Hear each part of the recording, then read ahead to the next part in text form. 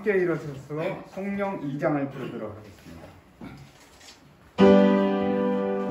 성부와 성자 성령 삼위께 영광 돌려보내세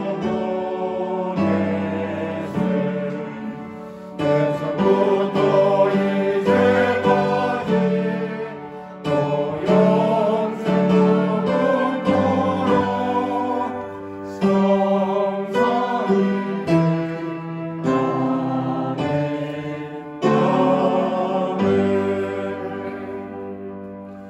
하늘에 계신 하나님 아버지, 주의 은혜를 인하여 감사합니다. 주의 사랑과 그 은혜를 경험하기 위하여 이 전에 모였습니다. 함께 모인 모든 무리 위에 성령 하나님의 임재가 함께하여 주시옵고 하나님의 한량없는 은혜가 함께하여 주시옵소서. 오직 이 예배가 주님께 상달되고 간합되기를 원하오니 우리 온 몸과 마음을 다하여 주님을 찬미하며 찬양하는 시간 되게 인도하여 주시옵소서. 성령 하나님, 다시 한번 우리의 가운데에 임재해 주시옵기만을 사랑의 예수님 이름으로 기도드리옵나이다. 아멘.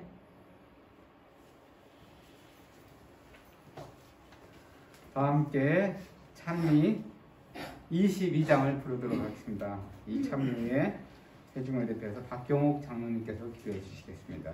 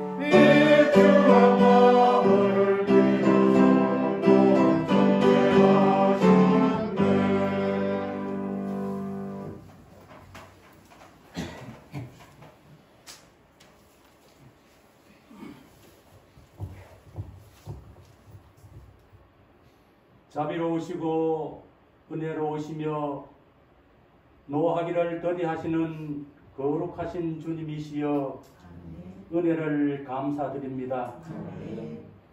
오전 안식일 학교 시간에도 순서마다 저희들에게 주옥 같은 말씀으로 은혜 내려주시고 대예배 시간에 주님을 다시 만나 뵐 수 있도록 은혜 주시니 주님 감사드립니다. 이 시간 저희들의 몸과 마음과 정성을 다하여 신령과 진정으로 예배드릴 수 있도록 은혜를 내려 주시옵소서. 참으로 이 세상은 노아의 시대와 같고 오늘 교과 공부에서 배운 소돔과 고모라 성의 그 사건들과 같다고 합니다. 우리가 세상 살아가는 데에 참으로 바쁘고 한치 앞을 내다볼 수 없는 이런 사건들이 많이 있는 마르다와 같은 생활을 할지라도 저희들에게 특별히 은혜를 내려주시고 하나님 발 아래 엎드려 주님의 말씀을 상고하며 새하늘과 새 땅을 바라보는 마리아의 삶을 살 수 있도록 주님 은혜를 내려 주시옵소서. 또 실록이 무르익어가는 5월을 선물로 주셔서 감사드립니다.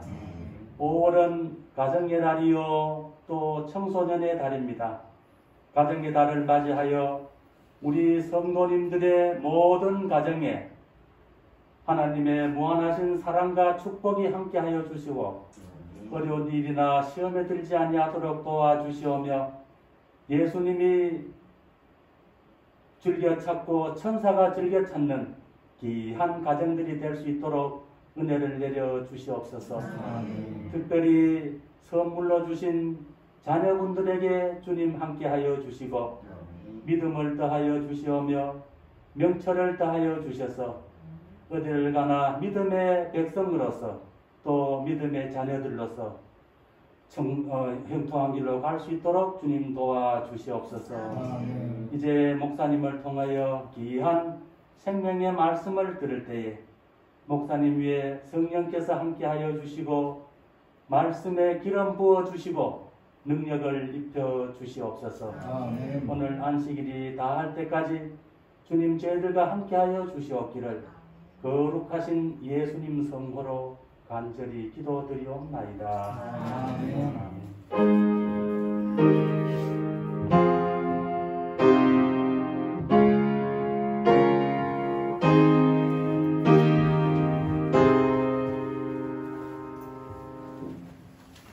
다 함께 기립하셔서 헌금송 13장을 부르도록 하겠습니다.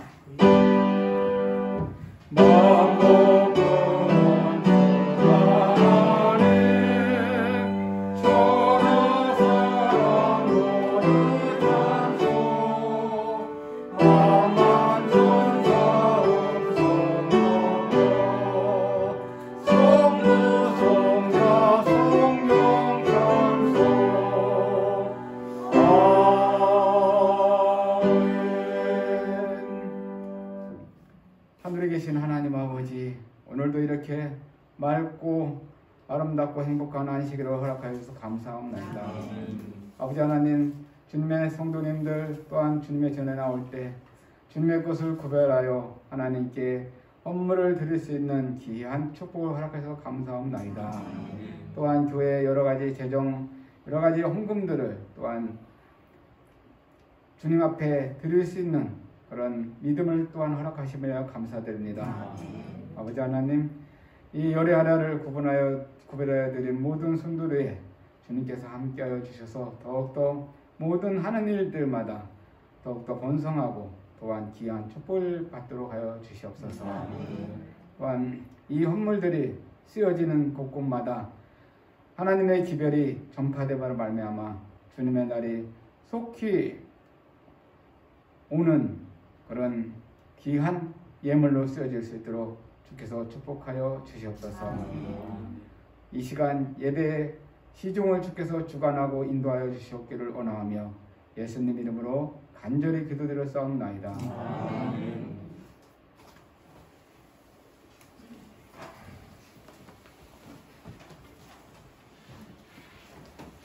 아시니까 우리 두 번째 찬미는 140장을 다 함께 부르도록 하겠습니다.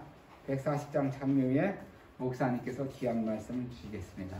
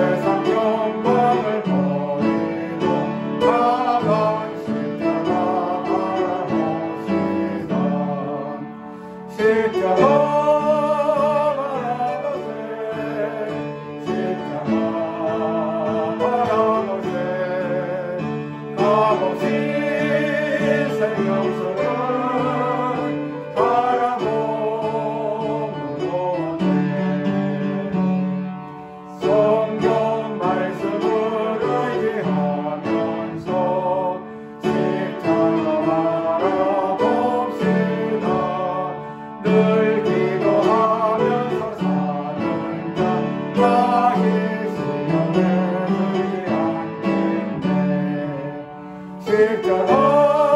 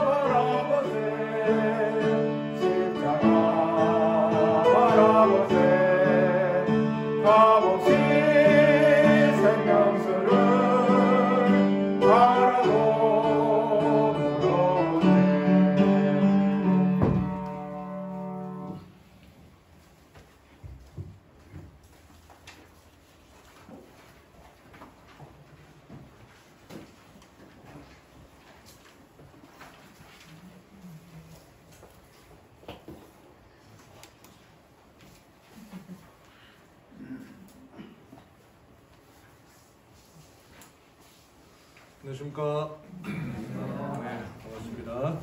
하나님의 은혜와 축복이 함께하는 귀한 시길 되기를 바랍니다. 하나님의 말씀 마가복음 13장 1절부터 12절까지의 말씀을 보겠습니다.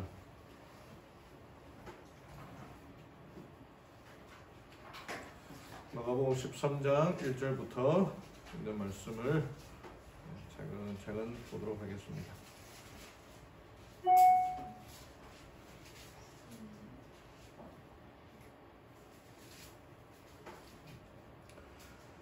신약성경 87쪽이 되겠습니다. 마가복음 13장 1절부터 말씀을 천천히 읽어드리겠습니다. 그분께서 성전에서 나가실 때에 그분의 제자들 가운데 하나가 그분께 이르되 선생님이여 보소서 여기 이 돌들이 어떠하며 이 건물들이 어떠하니까 하매 예수께서 응답하여 그에게 이르시되 내가 이 큰 건물들을 보느냐 돌 하나도 다른 돌 위에 남지 아니하고 다 무너지리라 하시니라. 그분께서 올리브산에서 성전 맞은편에 앉으셨을 때에 베드로와 야고보와 요한과 안드레가 그분께 은밀히 여쭙되 우리에게 말씀해 주소서 어느 때에 이런 일들이 있으리이까 또 이 모든 일들이 성취될 때에 무슨 표적이 있으리이까 하니 예수께서 대답하여 그들에게 말씀하시기 시작하시되 아무도 너희를 속이지 못하도록 주의하라. 많은 사람이 내 이름으로 와서 내가 그리스도라 하며 많은 사람을 속이리라. 또 너희가 전쟁과 전쟁의 소문을 들을 때에 불안해하지 말라. 그런 일들이 반드시 있어야 하되 아직 끝은 아니니라. 민족이 민족을 왕국이 왕국을 대적하여 일어나고 곳곳에 지진이 있으며 기근과 재난이 있으리니 이것들은 고통의 시작이니라. 오직 너희는 스스로 주의하라. 그들이 너희를 공회에 넘겨주고 회당에서 너희를 때릴 것이요 너희가 나로 인하여 치리자들과 왕들 앞에 끌려가 그들에게 증언하리라. 또 먼저 복음이 반드시 모든 민족들 가운데 널리 알려져야 하리라. 그러나 그들이 너희를 끌고 가서 넘겨줄 때에 너희가 무슨 말을 할까 미리 염려하거나 미리 궁리하지 말고 그 시각에 너희가 무엇을 받든지 그것을 말하라. 말하는 이는 너희가 아니오 성령이시니라. 이제 형제가 형제를 아버지가 아들을 배반하고 넘겨주어 죽게 하며 자식들이 자기 부모를 대적하여 일어나 그들을 죽게 하리라. 또 너희가 내 이름으로 인하여 모든 사람에게 미움을 받을 터이나 끝까지 견디는 자는 구원을 받으리라. 잘 아시는 유명한 말씀들입니다. 예수님이 이제 마지막 일주일 가운데에 화요일 사건들, 화요일은 수많은 변론들과 예수님의 설교가 있거든요. 그 설교들 가운데에 특별히 우리들에게 종말 설교로 알려진 부분이 오늘 읽은 이 본문의 말씀입니다. 화요일에는 우리들에게 고민하기를 예수님의 생애를 날마다 1시간씩 묵상하라 그렇게 말씀하셨고 특별히 마지막 장면을 확실히 머릿속에 그릴 것이다 라고 얘기하고 있거든요. 그래서 예수님의 그 마지막 특별히 마지막 일주일 예수님의 십자가 그의 삶과 그분의 사명과 그분의 죽으심을 매일매일마다 묵상하고 명상하게 되기를 바랍니다. 그래서 우리가 지금 일주일 예수님의 마지막 일주일을 하루하루 이렇게 보고 있거든요. 그 부분들도 생각하시면서 장로님 일요일날 무슨 일 있었습니까? 그렇게 질문하면은 답을 해야 될까요? 안 해야 될까요? 그렇지는 않습니다만은 그렇게 예수님이 일주일 어떻게 보내셨는가 하루하루 이렇게 묵상하고 그분이 왜 그렇게 하셨는가 특별히 일요일날 월요일 부분이죠. 그분이 무화과 나무를 저주하셨고 성전에 있는 사람들을 그냥 성전을 어지럽게 하는 사람들의 상을 엎으시고 내쫓으시고 평소에 하지 않으셨던 그 행동을 하셨던 이유가 무엇일까?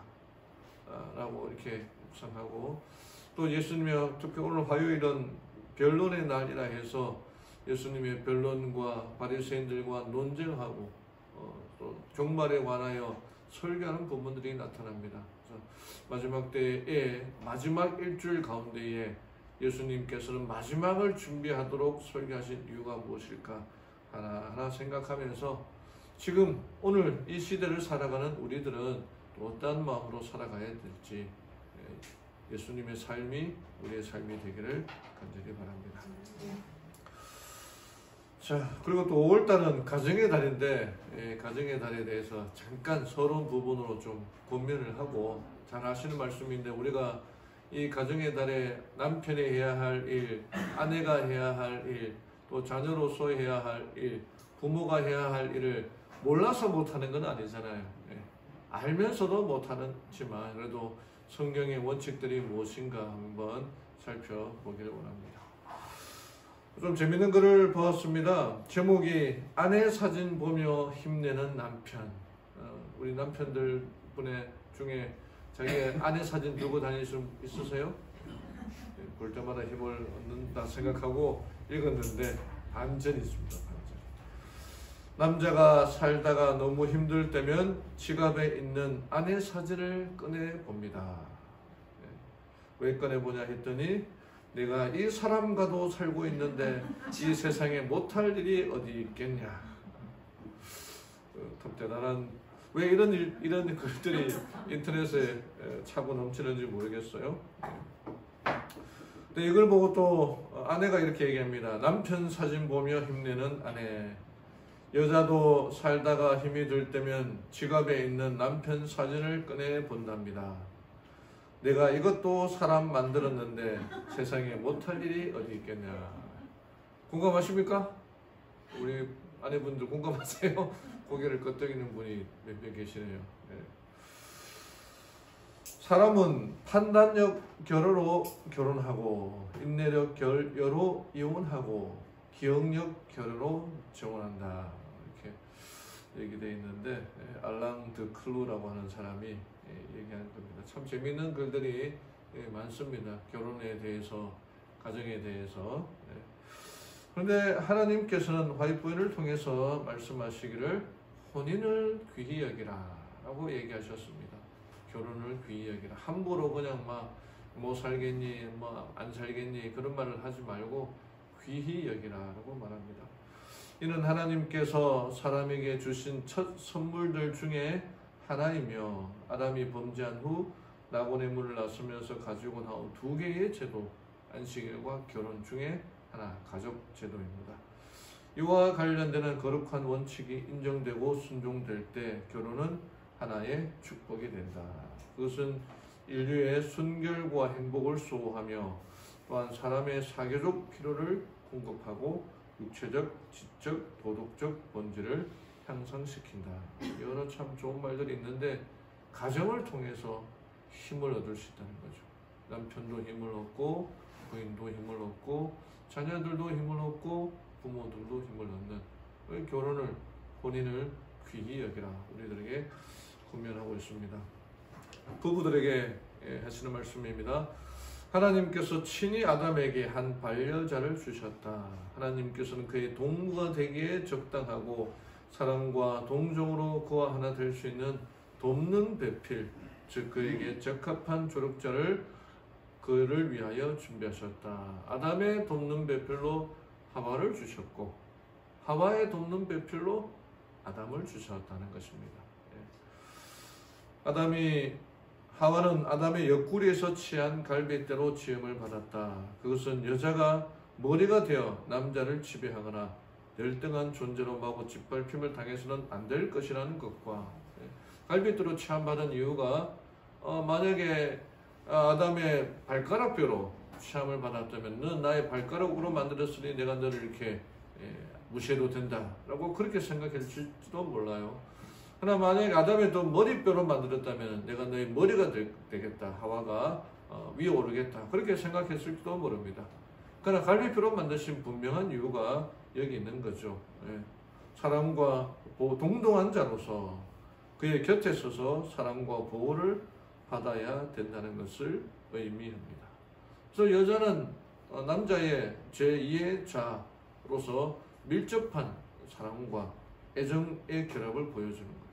부부관계에 그 사랑과 애정에 약간 문제가 생기면 그 옆에 있는 사람들이 대번 알게 되죠. 그래서 유혹이 닥쳐오게 되는 것입니다. 어떤 한 부부가 수원에 사는 한 부부가 외출을 했습니다. 하다가 이제 볼일 보고 돌아오는데 차에서 대판 싸웠어요. 그래서 남자가 화가 나서 표시하는 게 여러 가지가 있겠습니다만 그 중에 하나가 말을 하지 않는 거예요. 남자가 이제 집에서 한 30분 동안 돌아오는 차 안에서 말을 한마디도 안 했습니다. 아내도 말을 한마디도 안 했습니다. 그래서 아파트에 도착해서 그 지하 주차장에서 와서 이제 후진을 하는데 한 번에 그냥 기아를 넣고 한 번에 후진을 해서 딱 집어넣었습니다. 그랬더니 부인이 막 갑자기 이렇게 하고 막 놀래가지고 몸이 막 뒤로 젖혀졌죠. 그래서 신경질에 나서 이 사람이 나를 죽이려고 하나, 죽고 딴 여자를 만나려고 하나 그런 생각이 막 들어서 화를 내려고 하다가 또 이제 한 30분 동안 얘기 안 하다 보니까 또 성경 말씀도 생각나고 교회에서 들었던 얘기도 생각나고 해서 했는데 그 중에 하나가 남편을 칭찬해 주라라고는 그 말이 떠올랐어요. 그래서 부부싸움도 하고 어색한 분위기였지만 용기를 내서 이렇게 말했습니다. 우와! 차를 후진하고 난 다음에 당신 정말 주차 끝내준다. 어떻게 그렇게 후진으로 단숨에 주차를 하냐? 나는 이 주차장에서 당신처럼 뒤로 확 한 번에 주차하는 사람은 처음 봤어. 그렇게 칭찬을 딱 해주는 겁니다. 그랬더니 30분 동안 아무 말도 없었던 남편이 뭐라고 얘기했을까요? 예. 남편이 아내를 씩 돌아보더니 씩 웃으면서 이렇게 말했습니다. 그래? 나는 백으로 서울까지 갈 수 있어. 수원에서 서울까지 한 30km 넘는다 그러더라고요. 백으로도 갈 수 있다. 이게 남자라는 겁니다. 남자. 교회 참 제가 오늘 그 본인에 대한 말씀들을 좀 보다가 어느 날 보다가 하늘나라 가면은 여자가 많을까요? 남자가 많을까요? 그런 생각을 하게 되더라고요. 근데 우리 교회에 여자분들이 많잖아요. 신앙하는 분들이. 하늘나라 가면은 여자들이 더 많겠구나. 우리 여자분들 남자들 잘해줘야 됩니다. 같이 가야 안 되겠습니까? 남자가 이렇게 단순하죠. 칭찬 한마디에 그냥 모든 것을 다 잊어버리게 되는 겁니다. 이게 이제 부부 관계에 해당되는 말씀이고, 또 이제 손자 손녀들이 막 태어나가지고 이제 서로 자랑하느라고 지금 그러고 이제 있지 않습니까? 손자 손녀를 어떻게 키울 것인가? 하이포인에 보면은 분명합니다. 일반적으로 조부모는 손자들을 양육하기에 합당하지 않다는 것은 천하가 다 아는 일이다. 우리 손자 손녀 키운다고 매를 들어야 드신 분 있습니까? 매가 어디 있습니까? 그냥 보기만 해도 이쁘고 사랑스러운데 어떻게 매를 들겠습니까? 야단을 치겠습니까? 훈계를 주겠습니까?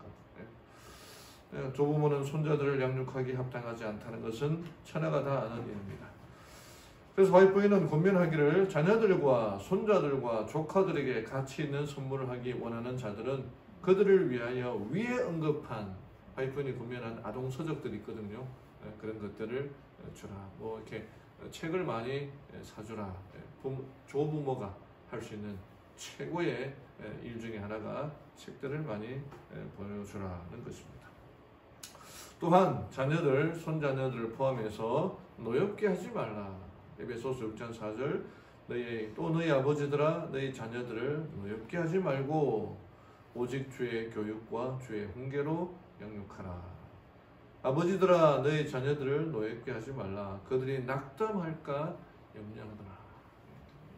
노엽게 하지 말고 용기 주고 격려하라. 이게 우리 부모와 할머니, 할아버지들에게 보내는 권면이니까 이 말씀들, 이 원칙들을 잘 생각하면서 이 가정의 날 보내게 되기를 바랍니다. 물론 가정을 잘하는 것이 아니라 1년 내내 이 원칙들을 생각하며 살아가게 되기를 바랍니다. 자, 오늘 본문 마가복음 13장에 나타나는 말씀은 이 제자들이 예수님과 함께 걷다가 성전에 기가 막히게 아름다운 그 벽들을 보면서 제자 중 하나가 정말 멋지지 않습니까? 라고 하는 이 질문에 예수님께서 이 성전의 돌 위에 돌 하나가 얹혀 있지 않을 정도로 다 무너지게 될 것이다 라고 얘기하고 말씀하신 다음에 제자들 중에 베드로와 요한과 야고보와 안드레가 예수님을 찾아가서 이 건물들이 어떻게 해야 되겠습니까? 그 징조가 무엇입니까? 라고 질문을 합니다. 이 이탈리아 로마에 가면은 성 베드로 성당이 있는데 그 건축물을 보는 순간 정말 그 웅장한 맛에 압도당하고 다른 건축물도 마찬가지겠습니다만은 헤롯 성전, 헤롯이 당시에 지었던 예수님 당시에 지었던 성전은 말할 것도 없었습니다. 예루살렘 성전은 역사적으로 한 2번에 걸쳐 파괴되는데 첫 번째는 바벨론 때 파괴되었다가 솔로몬 때 멋지게 지었다가 바벨론 유수 때 파괴됩니다. 다시 그거를 스룹바벨 성전으로 건축했지만 너무 초라했으나 헤롯 대왕이라고 하는 첫 번째 헤롯이 예수님의 태어날 때에 그 아이를 죽였던 그 헤롯, 첫 번째 헤롯이 아주 36년에 걸쳐 대대적으로 보수를 합니다. 이 헤롯은 건축에도 대단한 재능이 있었거든요. 그래서 계속 건축하고 있는 중에 있었습니다. 정말 그가 로마에서부터 돈을 얻어와가지고 멋지게 성전을 건축하였거든요. 그 규모도 어마어마했죠. 성전 안에 앞에 뜰이 미식 축구장 경기에 몇 개나 된다는 그런 넓이였고, 그 건물을 갖추고 있는 기초석 기둥들은 말할 것도 없을 정도로 어마어마한 광경이었다라고 그렇게 생각합니다. 근데 예수님께서는 그 성전이 무너지겠다, 이해할 수 없죠. 우리가 짓고 있는 이 집이 교회가 무너진다, 상상을 못하죠. 무너질 리가 없죠. 근데 그 예언들은, 예수님의 예언들은 몇십 년 되지 않아 예언이 이루어지게 됩니다. 그래서 그 무너진다고 하는 그 이야기를 듣고 예수님의 제자들 중에 4명의 제자가 살며시 찾아와서 이 일이 언제 있겠으며 그 일들이 이루어질 때 징조가 무엇입니까? 라고 2가지의 질문을 합니다. 언제 세상 끝이 이르러 올 것이며 그때 어떤 징조가 있을 것이냐라고 질문하는 거예요. 이 마지막에 관한 이야기는 우리가 수도 없이 많이 들어왔고 또 수도 없이 많이 들을 것입니다. 그러나 여기 나타나는 이 종말 설교를 통해서 우리가 이 마지막을 어떻게 준비해야 될까? 우리 그리스도인들은 어떤 마음으로 살아가야 될까? 예수님께서 주신 교훈은 무엇인가? 하나하나 좀 살펴보기를 원합니다. 사실 우리들이 다 아는 내용입니다. 그러나 우리가 못하는 이유는 몰라서 못하는 게 아니에요. 알면서도 못하는 거예요. 그러나 모르는 것보다 알기에 실천하려고, 말씀을 붙잡으려고 살아가는 게 정말 중요합니다. 오늘 말씀을 통하여서 끝까지 견디라라는 말씀의 제목으로 예수님의 그 교훈들, 마지막을 준비하는 우리들, 마지막을 살아가는 우리들은 어떠한 모습으로 살아가야 될지를 하나하나 살펴보도록 하겠습니다. 첫 번째가 분별력을 가지라는 것입니다. 예수께서 대답하여 그들에게 말씀하기 시작하시되 아무도 너희를 속이지 못하도록 주의하라. 많은 사람이 내 이름으로 와서 내가 그리스도라 하며 많은 사람을 속이리라. 거짓 그리스도, 거짓 선지자들이 많이 일어날 것입니다. 그런데 여기서 희한하게 얘기하는 것은 밖에서, 교회라는 게 밖에서 핍박이 오면은 똘똘 뭉칩니다. 이번 코로나 때 이제 그런 경우를 보게 됐는데 예배 드리지 말라라고 하니까 교회가 아주 똘똘 뭉쳐가지고 예배를 드리려고 막 그렇게 했거든요. 특히 그래서 이제 개신교가 좀 안 좋은 얘기를 많이 들었는데 그게 교회의 특징이에요. 밖에서 박해가 오면은 이겨내려고 해요. 그러나 안에서 내분이 일어나면은 이 교회가 잘 중심을 잡기 힘듭니다. 특별히 거짓 그리스도, 거짓 선지자들이 내가 어디 가니까 좋은 말씀 들었다. 그분 설교 들으러 가자. 또는 뭐 유튜브에 기가 막힌 말씀을 하시는 분이 있다. 들으러 가자. 그런 경우가 생길 때는 분열이 생길 수밖에 없다는 것입니다. 그래서 교회 안에 그런 거짓된 선지자 그리스도인들이 올 때에 이 분별하고 이것이 거짓이구나, 거짓 그리스도이구나, 거짓 선지자이구나 하는 분별력을 필요하다는 것입니다. 좀 오래되었습니다만 무한단물이라고 하는 그런 이 정말 사기라 그래야 되나요? 그런 일이 있었는데 전라남도 무안이라는 곳에 위치한 그 무안 만민교회에 거기에 이제 그 물이 이제 섬이니까 이 우물을 파야 되는데 우물에서 먹을 수 없는 짠물이 이제 나오는 거예요. 근데 이 만민교회의 당회장이었던 소리였던 만민교회의 이재록 목사가 간절하게 기도했더니 그 짠물이 단물로 바뀌었다는 거예요. 완전 우리가 볼 때도 야 이거 사기인데 라고 하면서도 넘어가는 사람들이 많았다는 거예요. 그래가지고 이 짠물이 마치 그 마라의 쓴물과 비슷한 얘기인데 모세의 그 이스라엘 백성들이 출애굽할 때 그런 얘기인데 근데 그 단물이 먹게 된 물일 뿐만 아니라 그것이 몸에나 다른 여러 가지 이적들을 베풀게 되었다는 것입니다.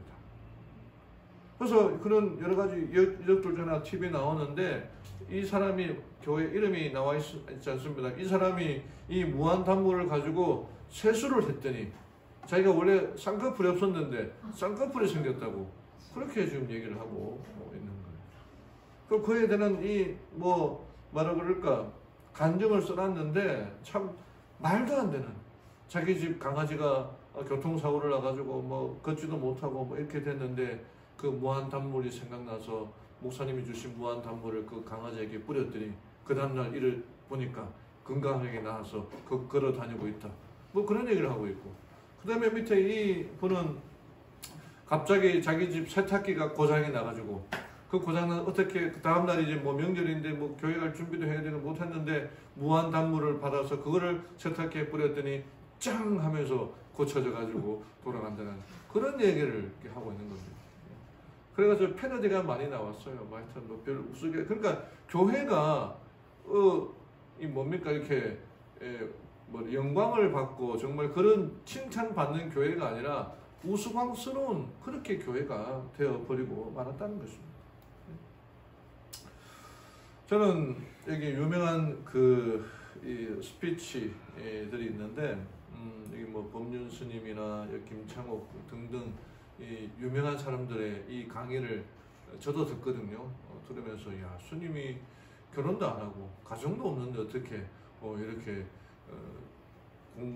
가정을 이룬 사람들보다 더 잘 아나 그렇게 생각하기도 하고 또 김창호 이런 분도 이렇게 듣다 보면은 이렇게 들으면서 이렇게 뭐 배울 게 많아가지고 착착하는데 제가 이런 것들을 보면서 이 사람들이 시대의 우상이 될 수 있구나.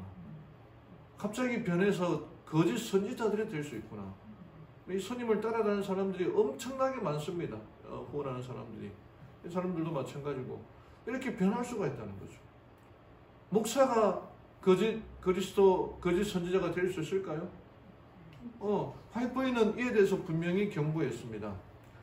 교회는 이들 그리스도의 종들을 주님 자신을 영접하듯이 감사함으로 영접해야 되는데 교회는 각 목사가 하나님의 말씀으로부터 그들에게 줄 수 있는 교훈을 통하여 가능한 한 모든 유익을 얻도록 노력해야 한다.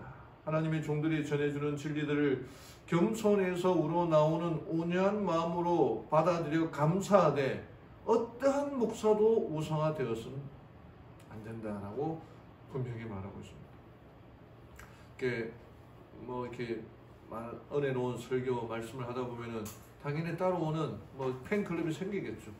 그러나 거기에서 더 조심해야 될 것은 목사는 목사일 뿐 하나님의 대신하는 존재가 아니라는 거죠. 우상화되어서는 안 된다는 겁니다. 지금도 예전에도 어둠 속으로 사라진 별들에 관한 우리 화이트보이의 얘기들 읽어보면은 정말 뛰어난 목사님들이 교회를 위하여 헌신했던 분들이 잘못된 일로 말미암아 정말 별들 어둠 속으로 사라지는 별들에 관한 이야기가 있지 않습니까? 지금도 유명하신 목사님들이 교리에 대한 잘못된 문제로 인하여서 그 성도들로 하여금 왜곡된 길로 빠지게 하고 거짓 그리스도의 길로 선지자의 길로 빠지는 경우가 지금도 한 번씩 일어나고 있다는 거예요. 그럴 때에 우리들로 하여금 예수님께서 하시는 말씀이 미혹되지 마라. 분별력을 가지라 라고 말하고 있는 것입니다. 많은 거짓 메시아들이 나타나 이적을 보이며 유대 민족의 구원의 때가 왔다고 선언할 것이다. 이런 일들이 많은 사람을 잘못 인도할 것이다. 전에도 말씀드렸지만 박영호 목사님이라고 대륙교회에서 한 15년 가까이 교회를 섬기면서 교회를 건축하고 정말 개척교회가 이 서종 안에서 손가락 안에 드는 그런 큰 교회가 되었던 그 목사님이 교리에 관한 문제로 오해가 생기면서 교단 밖으로 지금 나가려고 하고 있는 그런 일들이 마지막 때에 일어나게 될 텐데 조심하라. 미혹되지 말라는 거죠. 저는 이 말씀들과 마가복음 13장의 말씀들을 볼 때에 우리가 성령 안에서 말씀 안에서 살아갈 때에 어떤 사람이 다른 이야기를 할 때에 저것이 거짓된 교리구나, 거짓 그리스도구나, 거짓 선지자구나 분명히 알 수 있다고 생각합니다. 성령 하나님께서 우리의 마음에 역사해 주시거든요. 그 음성을 듣고 판단하면 되는 거예요.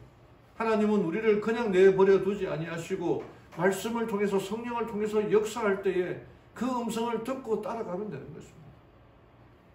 똑같은 예루살렘 당시에 일어났던 똑같은 그런 기만이 각 시대를 통하여 일어날 것인데 예루살렘 시대에도 징조를 보고 도망갔던 그 그리스도는 있었던 것처럼 오늘날에도 그와 같은 그리스도가 있다는 것입니다.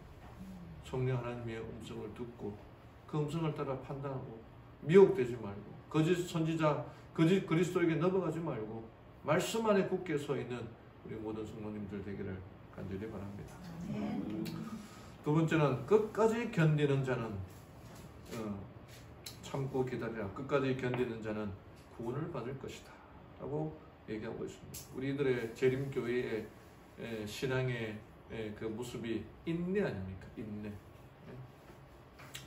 전쟁이 우크라이나 전쟁이 아직도 끝나지 않고 기름값은 얼마나 비싼지 경유값하고 휘발유값하고 똑같더라고요.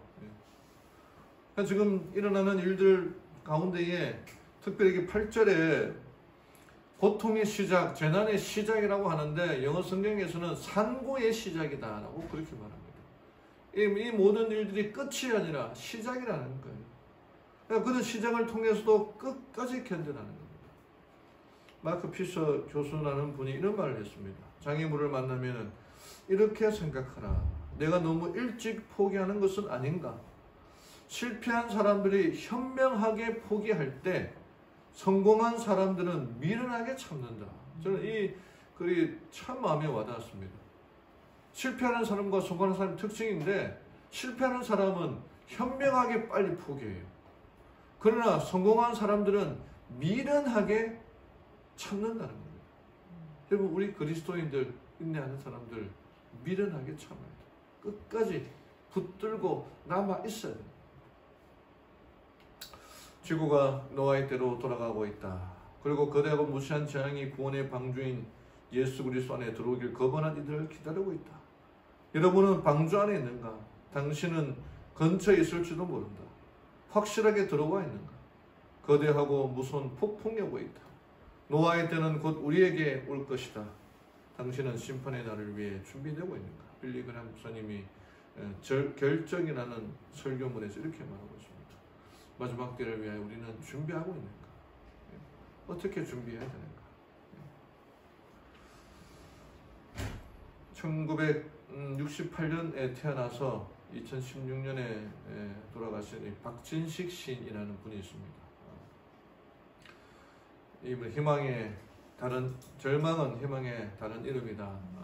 우리 재림 신자입니다. 전라도 전북 순청에서 태어났는데 7살 때까지 건강하게 잘 자라가다가 7살 무렵에서 몸에서 칼슘이 이렇게 과다 생성되게 되어 몸 안에 쌓이면서 온몸이 돌처럼 굳어가는 그런 병에 걸렸습니다. 그래서 이 사람의 별명이 돌시인인데 당시 의사들은 20살까지밖에 살지 못할 것이다 라고 했는데 49살까지 살다가 세상을 떠났는데, 이분이 순창 교회에 그 전도에 그 전도지를 돌리는 그 전도지를 받고 감동을 받고 교회 다니기 시작해서 우리 교인이 되었고 시를 썼는데, 이 몸이 점점 굳어져 가니까 나중에 심장까지 굳으면 죽게 되는 거거든요. 이 손가락 사이에 볼펜을 끼우고 컴퓨터를 키보드를 이렇게 키면서 그걸 눌러가지고 혹시나 자기처럼 절망에 빠진 사람들에게 희망을 주기 위하여 책을 썼는데, 그 책의 제목이 이제 절망은 희망의 또 다른 이름이다 라고 하는 책입니다. 거기 이렇게 말합니다. 내가 아픔으로 깨달은 건 감사였다. 밥을 삼키기 힘겨워졌을 때 단지 음식물을 삼킬 수 있음에 감사가 우러나오고, 숨쉬기가 힘겨워졌을 때 단지 고른 숨을 쉴 수 있음에 감사가 우러나오고, 중증 장애인이 되었을 때 단지 한 손가락 한 손이라도 움직일 수 있음에 감사가 우러나오고, 온몸이 중증의 돌인간이 되었을 때 단지 머리와 몸통만 정상이어도 감사하는 걸 뼈에 새겼다. 하나 덧붙이자면 평년기관마저 손상되었을 때, 이렇게 이석이라고 그러죠. 이렇게 몸을 이렇게 바로 서 있지 못하는 그 평년기관이 손상되었을 때 어느 생명체에게나 당연하게 여겨지는 것들이 얼마나 소중하고 고마운 것이지 절절히 깨달았다. 끝으로 내가 살아있다는 사실에 감사한다. 마지막을 살아가는 우리들이 준비해야 될 것, 감사는 감사. 성령 하나님의 깊은 감동을 통해서 우리의 마음이 변화되고, 우리의 불평이 아닌 감사가 우리의 입에서 저절로 나와야 되는 것입니다. 이 형제가 이렇게 생각할 수 있었던 것은 자기의 생각이 아니었어요. 하나님께서 주시는 생각이었어요. 하나님이 주시는 생각을 받아들이고 그 생각을 표현한 것들입니다. 이 사람이 책을 통해서 수많은 이들이, 절망에 빠졌던 이들이 위로받고 감사하는 편지를 보냈다고 하는 것입니다. 감사함으로 살아가는 우리 모든 성도들 되기를 간절히 바랍니다. 마지막으로 천국 복음이 온 세상에 전해져야 한다. 10절에 또 복음이 반드시 모든 민족들 가운데에 널리 알려져야 할 텐데, 너희들이 혹시나 잡혀가더라도 염려하지 말라. 할 말을 너희 마음에 준비해 주시겠다. 말하는 이는 너희가 아니로 성령이시다. 여러분, 천국 복음이 온 세상에 전해져야 되는데 우리가 그 일을 감당해야 됩니다. 온 천하에 다니며 만민에게 복음을 전하라. 예수님께서 말씀하셨죠. 우리가 지금 온 천하에 다니고 있습니까? 다니고 있죠. 여기서 지금 다니고 있죠. 온 천하의 일부 아닙니까?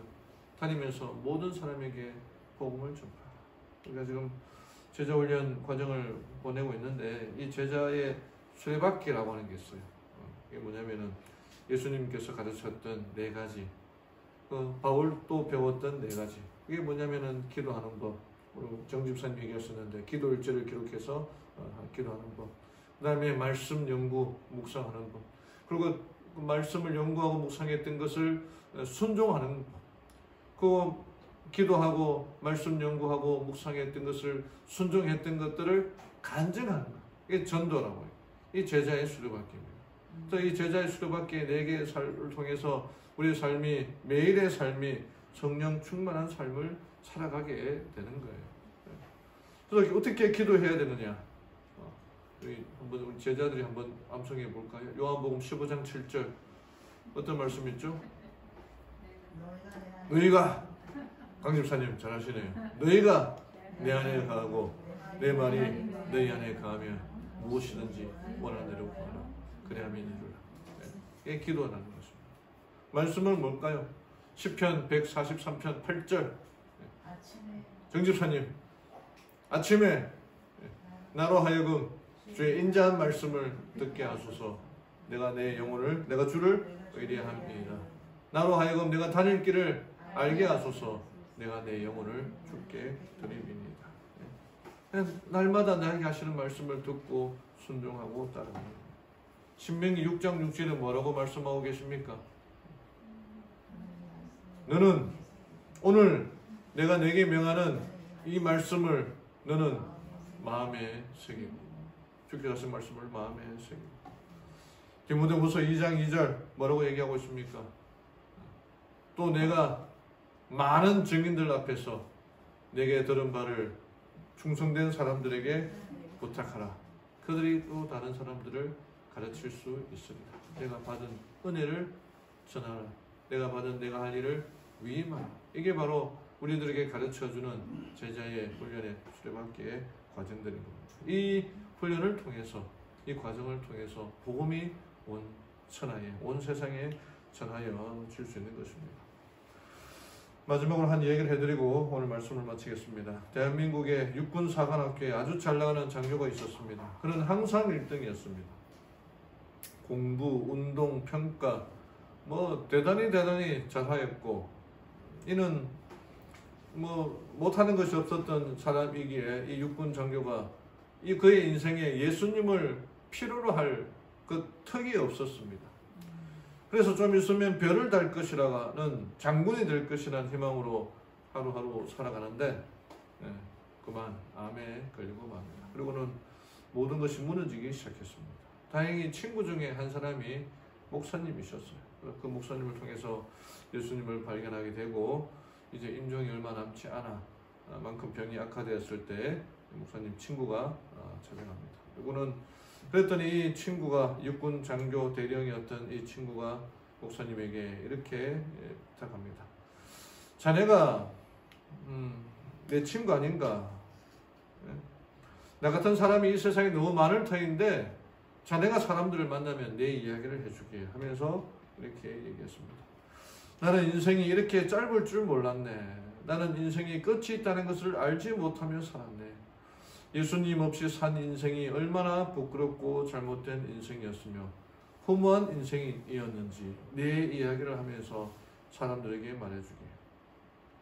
내가 손발을 움직이고 몸을 움직일 수 있을 때 하나님을 사랑해서 손을 움직이고 발을 움직여 보지 못하고 주님 앞에 선다는 것이 너무 부끄럽네. 손과 발을 움직일 수 있을 때 주님을 사랑해서 그 손과 발을, 몸을 움직이라고 사람들에게 말해주게 하고 이렇게 얘기했습니다. 자기 예수님을 모르고 그냥 자기 마음대로 살았던 인생이 너무나 부끄럽고, 하나님을 알게 되었을 때는 손도 발도 움직이기 어려운 그때가 되었을 때에 사람들에게 내 이야기를 해주라, 그렇게 얘기를 했습니다. 아직도 우리 교회는 하나님을 알지 못하고 무엇이 최고인지도 모르고 무엇이 행복인지도 모르고 살아가는 사람들이 너무나 많습니다. 그들에게 사랑과 복음을 전해야 될 일이 우리들에게 있습니다. 그래야지 복음이 전해짐으로 말미암아 하나님의 때가 더 가까이 올 수가 있는 것입니다. 사랑하는 우리 성도 여러분, 마지막에 되어갈수록 미혹하는 자가 많이 있을 것입니다. 누가 미혹되는지도 몰라요. 다 그게 참말이라고 생각하고 넘어가는 경우가 많습니다. 그러니까 성령 하나님 우리에게 깊이 역사할 때에 누가 거짓 그리스도인지 누가 거짓 선지자인지 분명하게 알게 될 것입니다. 성령 받기를 갈망하고 갈급하며 살아가게 되기를 바랍니다. 무엇보다도 우리는 인내하며 살아야 됩니다. 현명하게 인내하는 것도 좋지만 미련하게 인내하며 살아가야 됩니다. 끝까지 견디는 자는 구원을 얻을 것입니다. 또한 이 천국 복음을 전하는 일에 우리 모두가 힘써서 하나님의 사랑과 하나님의 은혜를 전하는 일에 힘써서 제자의 수가 점점 더 많아지고 하나님의 말씀이 더 왕성해져서 주의 재림의 날을 더욱 앞당기며 살아가는 우리 모든 성도님들 되기를 바라며 오늘 말씀을 마치겠습니다. 마치는 찬미 201장 찬미 부르겠습니다. 지금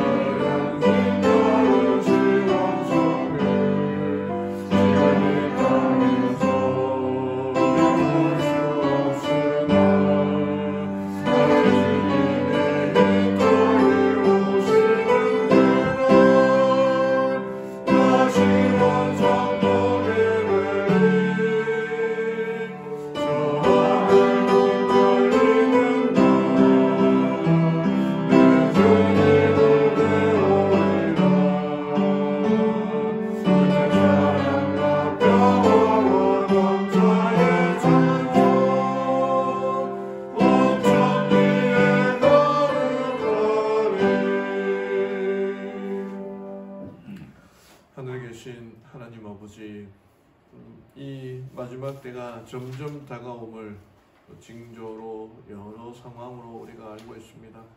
그럴 때에 우리 주님께서 우리들에게 부탁하시고 권면하신 말씀을 기억하여 끝까지 참고 견디며 이겨내며 세상의 유혹에 미혹당하지 않고 거짓 그리스도, 거짓 선지자들에 넘어가지 않고 오직 성령 하나님 우리에게 말씀하시고 임재하실 때에 그 음성을 듣고 판단하며 순종하며 살아가는 죄를 되게 축복 내려 주시옵소서.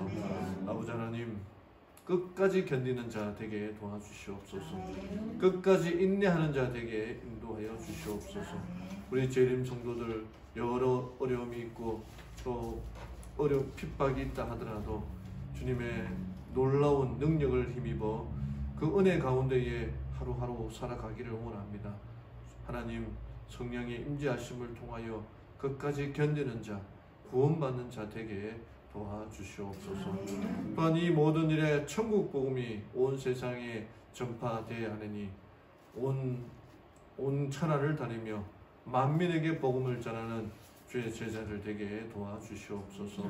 우리들에게 부탁하시고 위임하신 이 말씀들 또한 우리들에게 들은 바를 충성된 사람들에게 부탁하며 전하며 하나님의 나라가 확장되고 주의 말씀이 왕성하는 이 일에 우리 모두가 일할 수 있도록 인도하여 주시옵소서. 그리하여 주의 재림을 앞당기고 정말 우리가 고대하고 사랑하는 예수님을 더욱 빨리 만나 볼 수 있도록 저희들을 인도하여 주시옵소서. 이제는 우리 주 예수 그리스도의 은혜와 하나님의 사랑과 성령의 교통하심이 함께한 모든 무리들에게 임재해 주시옵기만을 사랑 많으신 예수님의 이름으로 간절히 기도드리옵나이다. 아멘.